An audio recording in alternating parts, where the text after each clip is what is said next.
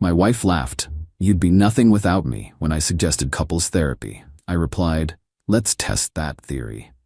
Then I started the business she'd mocked for years. When Forbes featured me 18 months later, her interview request went straight to my spam. I, 38 male, spent 12 years married to someone who made me feel like I was lucky. She even looked in my direction. Looking back now with clear eyes, I can see how gradual the erosion of my self-worth was.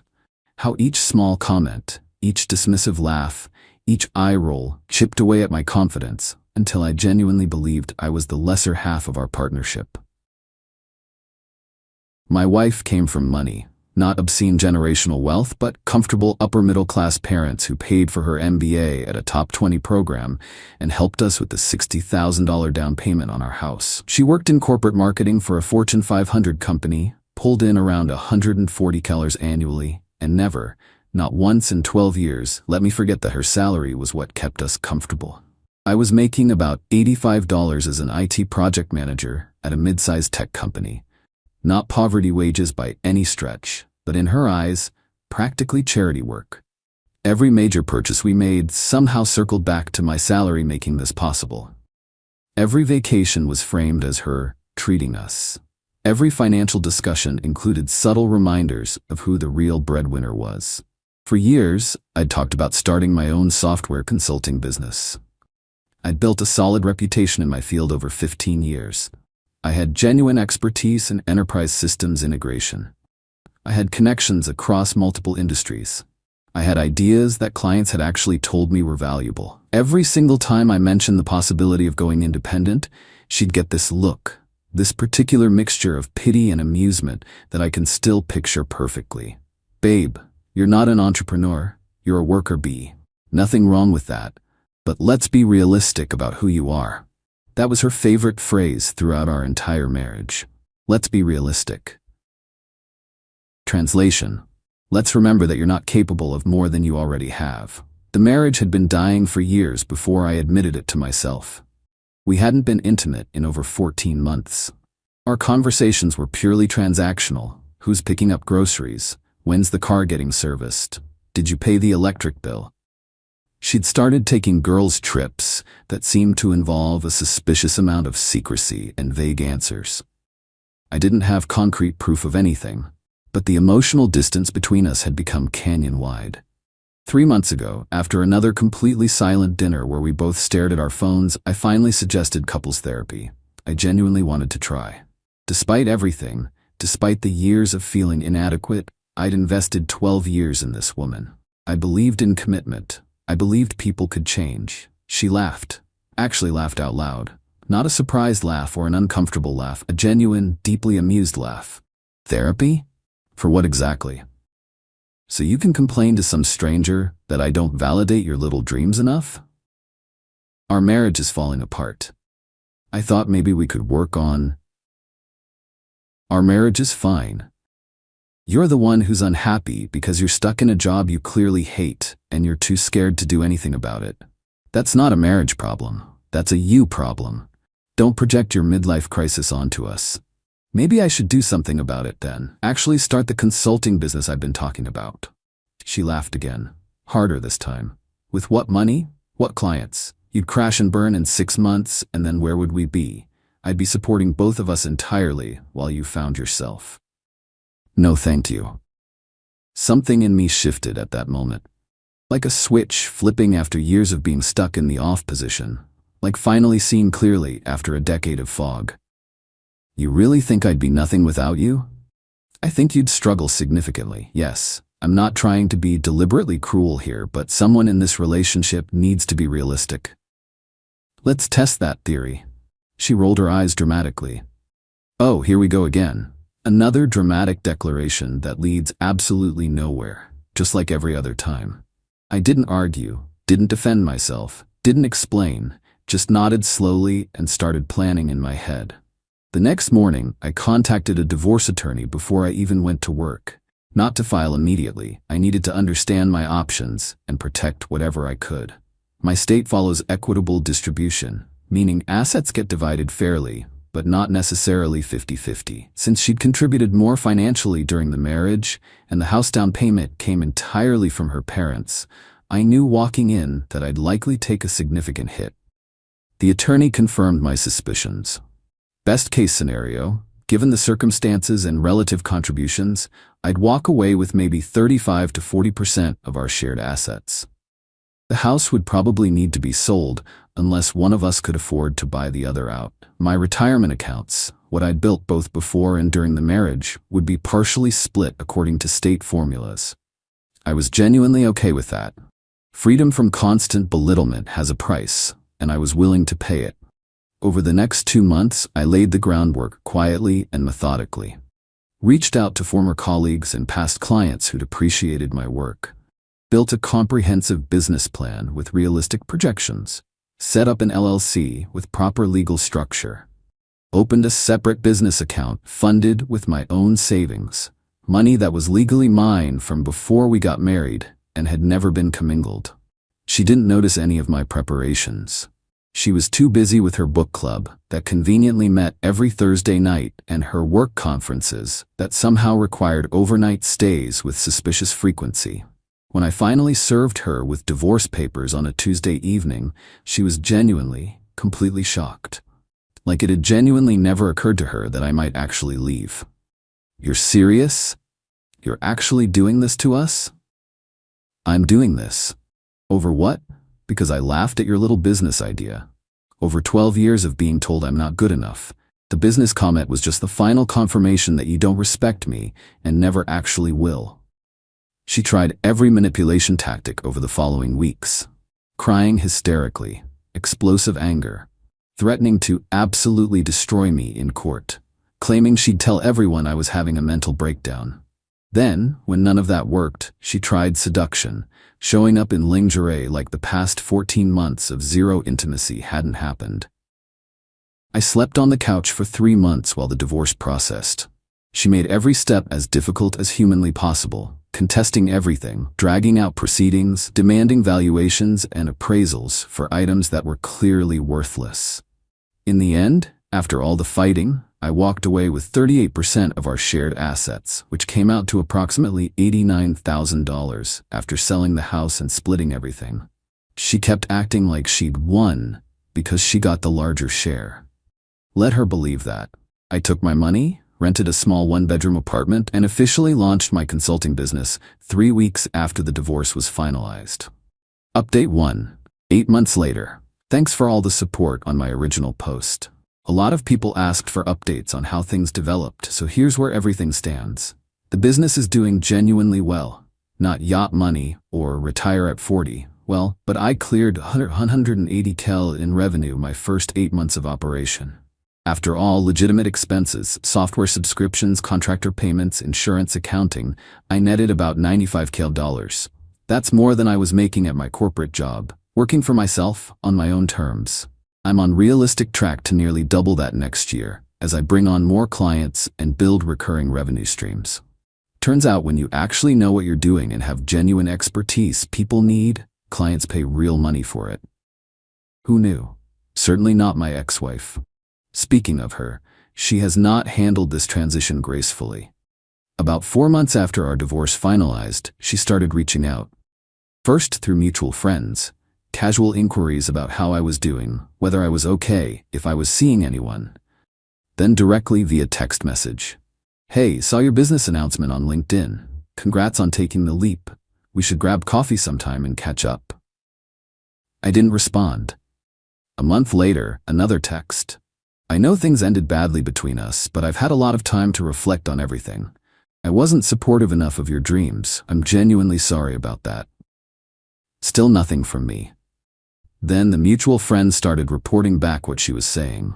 She'd apparently been telling everyone she always believed in him and was so proud of what he's accomplishing. Complete revisionist history from the woman who called me a worker bee. Her sister, who I'd always gotten along with reasonably well, reached out to me directly. She'd been the one family member who occasionally admitted her sister could be difficult and high maintenance.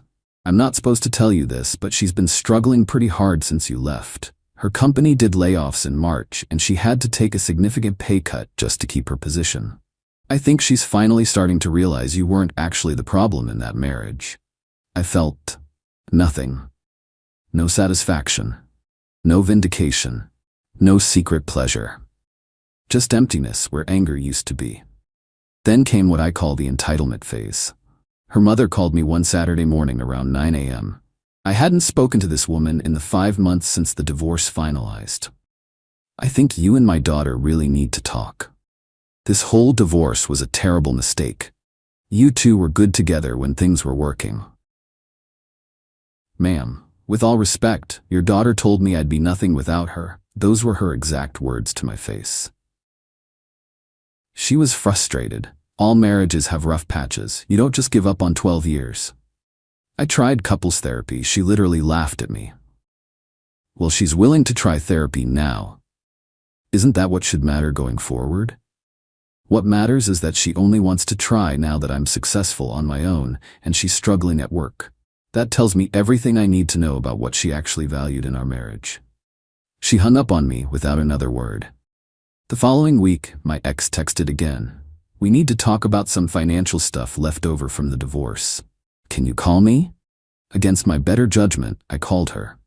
There was no financial stuff to discuss.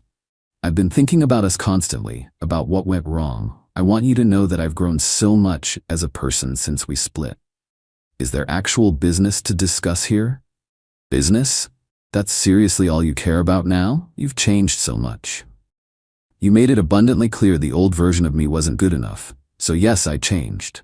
I miss you. I miss the way things used to be between us." Things used to be, you telling me I was a worker bee with unrealistic dreams. I don't miss that even slightly. I was wrong, okay? I'm admitting it openly. Isn't that enough? It's enough for you to feel better about yourself. It doesn't undo 12 years of being made to feel small and inadequate in my own marriage. She cried on the phone, said I'd become cold and obsessed with success. That the man she married would have been more forgiving and understanding.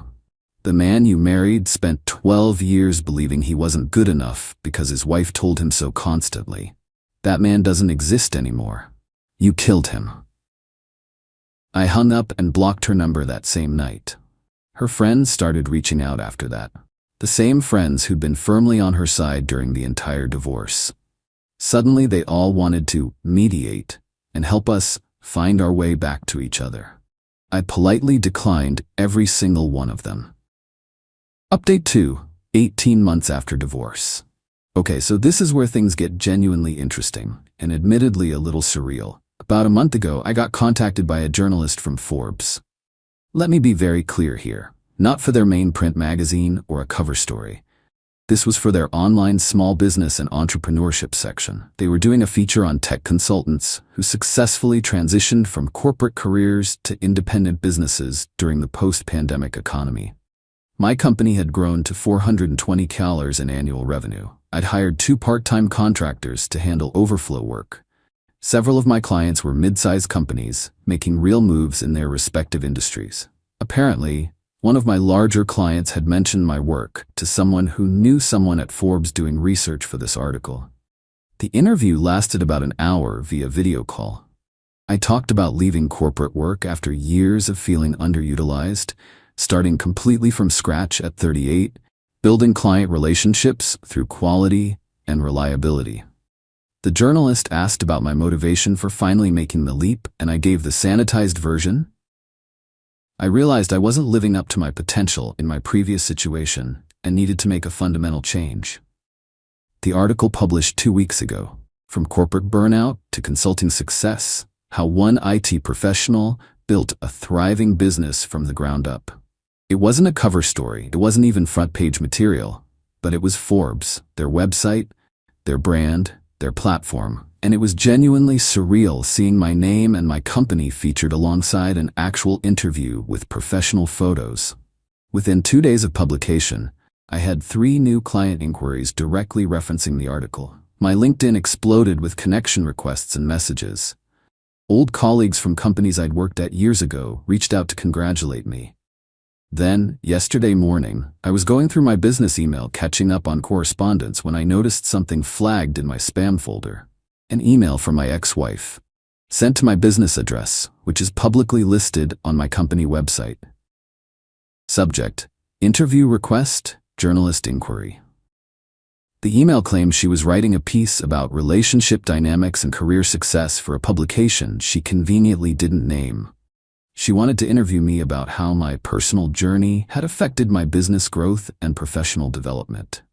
She was literally pretending to be a journalist to get me to respond to her. I screenshot the entire email and sent it to my actual attorney, just in case I needed documentation later. Then I left it in spam exactly where it belonged. That same day, her sister texted me. She saw the Forbes article. She's really not handling it well. I'm genuinely worried about her mental state. I didn't respond. Not my problem anymore. Her mother called, blocked number, so it went through to my phone. You need to talk to her. She's been crying for days since that article came out. You're being deliberately cruel. I'm not being anything. I'm living my life. She's welcome to live hers. She made one mistake. You're really going to punish her forever over one comment? It wasn't one mistake. It was 12 years of being told I wasn't good enough. I'm not punishing her. I'm just not interested in rewarding her for recognizing I have value only after a magazine confirmed it. She called me heartless, said I'd changed into someone completely unrecognizable, said the success had gone to my head and made me arrogant. Here's the thing. My success didn't go to my head. It just gave me clarity I'd been missing for over a decade. For 12 years, I genuinely believed I was the weak link in my marriage, that I was lucky to have someone out of my league who tolerated my mediocrity and supported our lifestyle. Now I know that wasn't even close to true. Not because Forbes said so, but because I proved to myself that I was capable of far more than she ever let me believe I could achieve. The final piece came yesterday afternoon. A mutual friend reached out, one of the few who'd stayed genuinely neutral during the entire divorce. I have to tell you something, because it's getting weird. Your ex has been telling people you two are working things out, that the Forbes article was actually your way of proving yourself to her, and that you're planning to reconcile soon. She was constructing an entire fictional narrative where she was still somehow part of my success story. I drafted a simple LinkedIn post that evening, grateful for the recent Forbes feature and all the new opportunities it's brought. Building this company has been a journey of self-discovery, independence, and learning to trust my own vision, especially when others doubted it loudly. Here's to everyone who's ever been told they're not entrepreneur material. Prove them wrong. Everyone who knew our history understood exactly what I was saying without naming anyone. Her mother emailed me the very next morning. Yes, emailed my business address. That LinkedIn post was petty and completely unnecessary. You're publicly humiliating my daughter. I didn't respond. Some people don't deserve responses. 2 days ago, I got another email flagged in spam. Different email address this time, but same distinctive writing style. My ex again, unable to stop herself. I know I don't deserve your forgiveness. I know I was completely wrong about you, but please, can we just talk once? I need you to understand that I'm proud of you, that I always saw your potential, even if I expressed it badly. Always saw my potential. The woman who called me a worker bee, who said I'd crash and burn in 6 months, who laughed in my face when I suggested therapy to save our marriage. The rewriting of history is genuinely impressive in its audacity. She's apparently convinced herself that she was actually a supportive wife whose only flaw was not expressing things well. I'm not angry anymore. I was for a while. During the divorce, when she contested everything, during those first hard months of starting from nothing. But now, I just feel free. The business is thriving beyond my initial projections. I'm dating casually, nothing serious yet, just enjoying meeting people who see me for who I actually am now, not who I was trained to believe I was. My ex, according to her sister's last message before I stopped responding to her too, is now in therapy, working through her issues. She took another pay cut at work last quarter. She's living in a smaller apartment since she couldn't afford the house payments alone after the sale. She's not destitute. She's not ruined. She's just ordinary. Living an ordinary life that she once thought was beneath her when she had me subsidizing her sense of superiority. The Forbes article sits framed in my home office now. Not because I need external validation to feel worthwhile, but as a daily reminder that the only person whose belief in you truly matters is yourself. Her fake interview request is still sitting in my spam folder.